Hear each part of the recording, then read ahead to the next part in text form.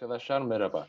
Biliyorsunuz ülkecek karantina altındayız ve bu karantinada biz de karantina sohbetleri tarzında bir şey yapmaya karar verdik. Bugünkü karantina sohbetimizin ilk konusu koronavirüs, borsalar, ekonomi, dünyanın ekonomik gidişatı ve komplo teorileri olacak. Belli başlı sorular üzerinden ilerleyeceğiz. Yanımda Emircan var. Hoş geldin Emircan. Hoş bulduk. Evet, Evet, başlayalım istersen. İstersen ilk soruma geçeyim ben. Şimdi koronavirüs olayını biliyorsun. Zaten herkes biliyor aşağı yukarı. Şu Evet. sorular var insanların aklında. Koronavirüs Amerika tarafından mı üretildi? Buna bir ufak bir cevap ver istersen. Koronavirüs Amerika'nın tarafından mı? Bence şöyle bir şey. Yani ben buna kesin bir cevap veremeyeceğim. Niye veremeyeyim? Hatta hiç kimse veremez buna kesin bir cevap. Çünkü şöyle bir şey var. Ortaya atılmış tonlarca komplo teorisi var ve yani bir şeye kesin demek burada bir aptallık olur. Yani bir şey asla kesin diyemeyiz. Ama çıkış çıkışlar için yani bu olayın çıkışları için çok fazla komplo teorisi var. Çok fazla atılan tutulan var. Ben yani şu anlık hiçbir insan bunun hakkında bir yorum yapamaz. Ben öyle düşünüyorum. Senin O zaman düşüncen ne? şunu diyebilir miyiz? Yani koronavirüs bittikten sonra bu iş araştırıldığı zaman gerçekler ortaya çıkacaktır. Ya, Gerçekten komplo var mı ortada? Amerika mı üretti, başka bir ülke mi üretti? Yoksa doğuştan bir mutasyona uğrayarak mı oluştu virüs? Bunu en azından şu an anlayamayız diye ya düşünüyorum. şu an anlayamayız hem de mesela bunun ileride bulunacağı yani ileride nereden çıktığı ve nasıl çıktığı da tam yani bilinmeyebilir. Ya bunu bulamayabilirler. Yani Belirsiz bir böyle bir şey. ihtimal de var. Kesin bir ihtimal yok şu an için. Yani tabii yani burada ama yani herkesin ayrı bir şey demesi yok bu Amerika'nın bir oyunu. Yok Yani genel şundan. olarak Türkiye'deki algı bu şekilde zaten. İşte bir şey olduğu Evet, zaman ama bu Amerika'nın algının oyunu. kırılması lazım yani bence. Bence bu algının kırılması lazım. Çünkü çok fazla komplo teorisi var ve hiçbirisinin kesinliği yok. Kesinliği olmayan şeyler Evet. hakkında kesin bir yorum yapamayacağız. Ve insanlar bunun üzerinden video çekiyorlar. Şimdi ona da birazdan değineceğiz. Evet, geçelim ikinci sorumuza. Borsalar ve kripto paralar niye çöküşte? Çöküş ne kadar sürer? Devam eder mi? Ben bir cevaplayayım bunu. Şimdi Dinliyorum. borsalar ve kripto paralar tabii ki de koronavirüsün etkisiyle düşüşte. Kripto paraların düşüşünün sebebi aslında Evet. Amerikan dolarının düşmesi. Çünkü bu kripto paraların çoğu en azından Amerikan dolarıyla endeksli bir şekilde ilerliyor. Doların dünyadaki piyasası düştüğü zaman kripto para da düşüyor. Borsalara geçecek olursak eğer, borsaların sebebi de tabii ki koronavirüs düşüşünün sebebi. Peki ne kadar Evet. düşmeye devam edecek? En azından Ben şu anki ekonomist insanların tahminlerine göre koronavirüs geçene kadar düşüş devam edecek ki normal bir düşüş değil. 2008 dünya krizinden bu yana, ekonomik krizden bu yana görülen en düşük seviyelerde borsalar. evet. Bunu nasıl durdurmaya çalışıyorlar peki? Onlardan da biraz bahsedelim istersen. Evet. Amerika'dan örnek verelim. Amerika Merkez Bankası FED 4,7 trilyon dolara çıkardı. Ve şu açıklamayı yaptılar desek yeridir. Sonsuza kadar para basabiliriz dedi. Amerika'nın sürekli olarak para basması cebe sürekli para girmesi demek. Rezerv olarak, ülke rezervi olarak alıyorlar bu paraları. Sıkıntı çıkmıyor yani. Evet. Şöyle toplamaya çalışalım. Ben bir şeye Piyasaya, katılabilirim. evet, Bak burada mesela şöyle bir mantık yürütebiliriz. Şimdi adamlar doları bazı yaptırımlar yüzüne doları güzel bir yükselttiler ve insana dolara olan güveni arttı. Dolara yani olan güven Türkiye artınca bazında konuşursak evet. ya Türkiye'de olabilir mesela diğer ülkelerde. Çünkü dolara bakıyorsun gün geçtikçe düşmüyor, yükseliyor. Aynen. Düşmüyor, yükseliyor, düşmüyor. Böyle olunca insanların güveni artıyor ve dolara daha çok katılım Yatırım sağlıyorlar. yapıyorlar. Şu an aynen yatırım yapıyorlar. Ama mesela şu an bir Türk lirasının şu an hiçbir insan güvenip şey yapamıyor. Onun yüzünden insanlar daha çok dolara yöneliyor. Ve mesela genellikle büyük şirketlerin arkada koyduğu para dolar oluyor. Aynen. Şimdi bunu şu şekilde bir düzelteyim istersen. Dediğin doğru, katılıyorum dediğine ama koronavirüs kısmında sadece Türk lirası olarak değil, dolar bazlı, euro bazlı bütün her şey çöküşte şu an. Ama Yo. dediğim gibi az önce Amerika Merkez Bankası bunu düşürmek için canlı para pompalıyor piyasalara. Bunu yapıyorlar. Peki bu ne kadar etkili olur diye bir soru soralım şimdi. Bunun etkili olma ihtimali de var, olmama ihtimali de var. Şu an Amerika en azından FED canlı Evet. piyasalarla kumar oynuyor. Kaybederlerse artık kaybedecek başka bir şey kalmadı. Kaybederlerse ekonomik çöküş demek bu. Kazanırlarsa ekonominin yeniden düzeltilmesi için büyük bir adım olacak. Bütün dünyaya baktığımızda IMF de bu tarz önlemler aldı. 5 trilyon dolara yakın piyasalara Evet. enjekte edeceğini açıkladı. Piyasalar 2 saat, 3 saatliğine rahatladı ancak sonrasında tekrar düşüşe geçtiler. Kısaca Kripto, özetleyelim, bunu biraz evet, toparlayalım. Yani en azından koronavirüs bitene kadar büyük bir kriz bizi bekliyor olabilir. evet, Kapımızda hatta kriz. Bekliyor olabilir evet, değil, kapımızda kriz. 2008'den bu yana en düşük borsa endeksleri şu an elimizde görüyoruz. Geçelim diğer bir kripto para konusuna istersen. evet, Aslında bahsettim bundan da. Kripto paralar niye düşüşte? Kripto paraların düşüşte olmasının sebebi dolar bazlı olması çoğunun. evet. Ve artık insanlar korkuyorlar, talep etmiyorlar. Hani zaten talep etseler de harcayabilecekleri bir yer yok şu an Ya tabii ki de. diye düşünüyorum. Bu Yani soruyu da bu şekilde genel cevaplandıralım o zaman. mantığını söylemiş yani söyledin. Yani buraya yorum Genel olarak katmana söyledik. evet sakın şeyi yok. O zaman diğer soruya geçeyim. Bu biraz Evet, daha komploya yakın bir soru. İlginç de bir soru. Şimdi evet, biliyorsun virüs ilk olarak Çin'de Wuhan'da ortaya çıktı. evet, 80 evet, bine yakın vaka ortaya çıktı. 3500'e yakın ölü var Çin'de, evet, Wuhan'da. evet, Çin sıkı önlemleriyle beraber virüsü bertaraf etmeyi başardı diyelim. Ama şöyle bir detay ilginç. Çin bunu bertaraf etti. Ancak kısa bir süre sonra virüs Avrupa ve Amerika'da patlak verdi. Değil mi? evet, evet, Şimdi akıllarda en azından benim aklımda şöyle bir soru var. evet, Birisi Çin ajanları mı yaydı acaba? evet. Avrupa ve Amerika'ya. Ya bura hakkında şöyle konuşabiliriz. Şimdi bunun olma ihtimali tabii ki de yüksek. Hatta bayağı bir yüksek. Ya, olabilir.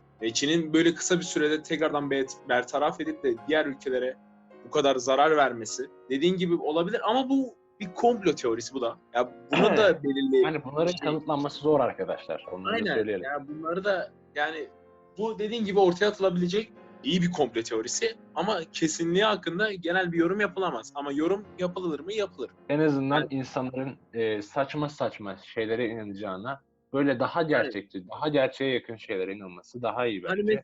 Ki bunun hani gerçeklik mesela payı da var. evet. Hani mesela Amerika yaptı. Yani kesin bir iddia. Mesela bazı kanallar böyle iddialar koyuyorlar. Amerika attı böyle bir şey ortaya. Amerika böyle biyolojik bir silah ortaya çıkardı gibisinden. Amerika'nın kara planı gibi. Derin Aynen. Amerika'nın planı gibi ortaya Adamlar sunuyorlar. adamlar acayip bir düşüş yaşadı yani böyle bir şey olduktan sonra. Hisseleri, büyük şirket hisseleri çok kötü düştü. Yani bunları Yani takip ediyorsunuz arkadaşlar eğer. Yani zaten görmüşsünüzdür. Çok büyük düştü. Çok büyük düştü ve bu da çok büyük bir ekonomik zarar. ama İlk şöyle bir şey de defa var. Amerikan borsası 10-15 dakika kapatıldı. İlk defa. Yani şöyle bir şey de var. Evet, Şimdi ülkeler de birbirini suçlamaya başladı biraz. Çin evet, virüs ilk çıktığından takım süreler geçtikten sonra Amerika'yı evet, suçladı. Virüsünü yaymakla Amerika'yı evet, suçlamıştı. Amerika keza Trump biliyorsun Çin virüsü diyor. Koronavirüs veya Covid-19 demiyor. Çin virüsü diyordu.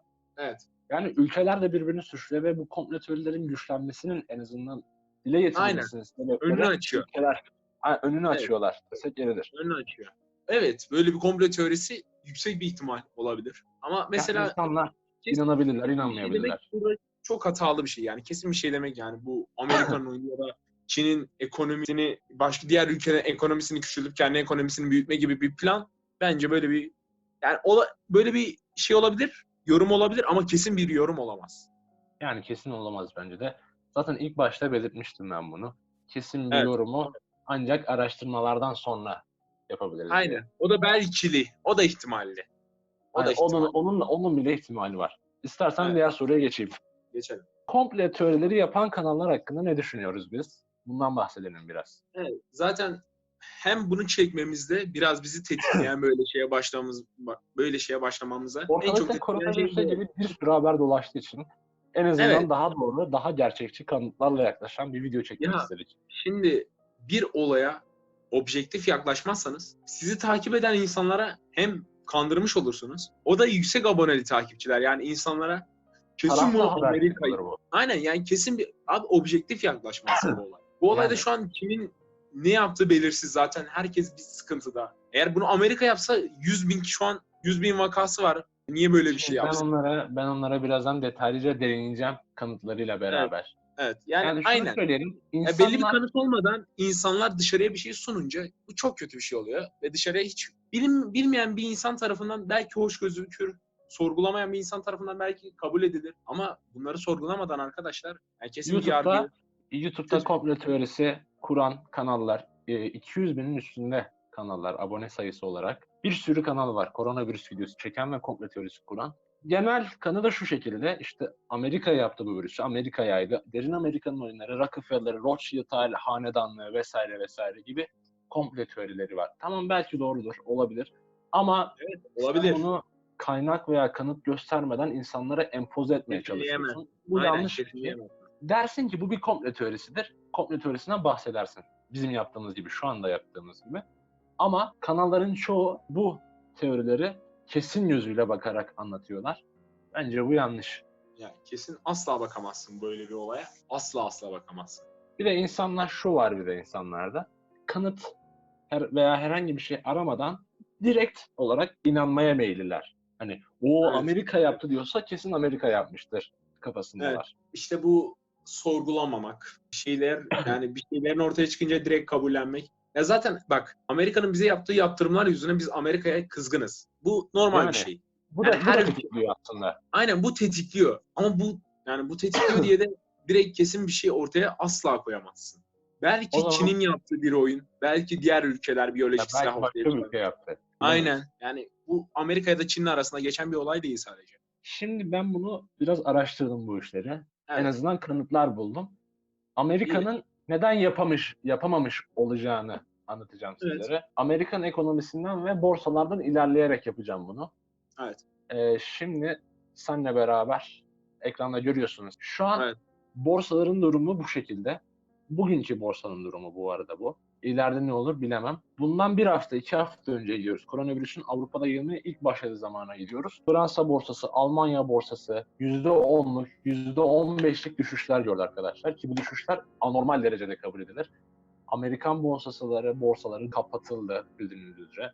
Yani Amerika yaptıysa eğer, Amerikan borsaları neden bu kadar çok etkilendi? İnsanların soracağı birinci soru bu olmalı bence. Diğer bir kanıtıma geçeyim ben. Evet. Petrolün düşüşünden bahsedelim. Petrol biliyorsunuz Amerika'nın birincil kaynağı değil mi? Evet. Haksız mıyım? Kesinlikle öyle. Bakın Sömürmekten başka bir şey yapmadı. yani şu an ekranınızda 26 Şubat gününün, çarşamba gününün Brent petrol varil fiyatını görüyorsunuz. 52 dolarmış 26 Şubat'ta. Bir ay sonra koronavirüs etkisiyle beraber Brent petrolün yeni fiyatını göreceğiz şimdi. Evet, gördüğünüz üzere 24 dolara gerilemiş durumda Brent petrol 27 Mart günüyle beraber.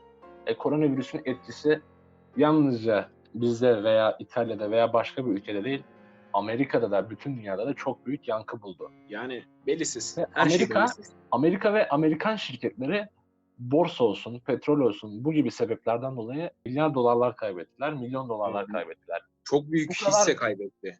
Amerika çok büyük Amerika'da hisse kaybetti. ve Amerika bildiğimiz üzere Trump'ın onayıyla beraber 2,2 trilyon dolarlık bir yardım paketini onayladı. Bu Evet. eşi benzeri görülmemiş bir paket. Almanya 700 milyar dolarlık bir paket onaylamıştı. Bunlar yanında çerez gibi kalıyor 2,2 trilyon doların. Madem bu kadar planlanmış, Amerika tarafından kurgulanmış bir virüs, neden bu paketler ortaya konuldu? Neden Amerika'da 100 binin üstünde vaka var? Neden Brent petrol düştü? Neden Amerikan borsaları düştü? Ve neden Amerikan şirketleri düşüşte? İnsanların kendilerine bu soruları sorması lazım. İşte bu sorular sorulmadan direkt YouTube'a ya da herhangi bir yere bunu kesinlikle Amerika yaptı denmesi bence çok sorgulamadan, düşünmeden, hiçbir şekilde ölçüp tartmadan atılan boş şeylerden ibaret bence. Ben de öyle düşünüyorum. Yavaş yavaş videonun sonuna gelelim o zaman. Bir sonraki sohbette SpacePR kanadının ve SpacePR olarak nasıl ortaya çıktığını, fikrin nasıl ortaya atıldığını falan bahsedeceğiz. O güne kadar, o günde haftaya pazar olacak arkadaşlar. O güne kadar kendinize iyi bakın, evde kalın, hoşça kalın.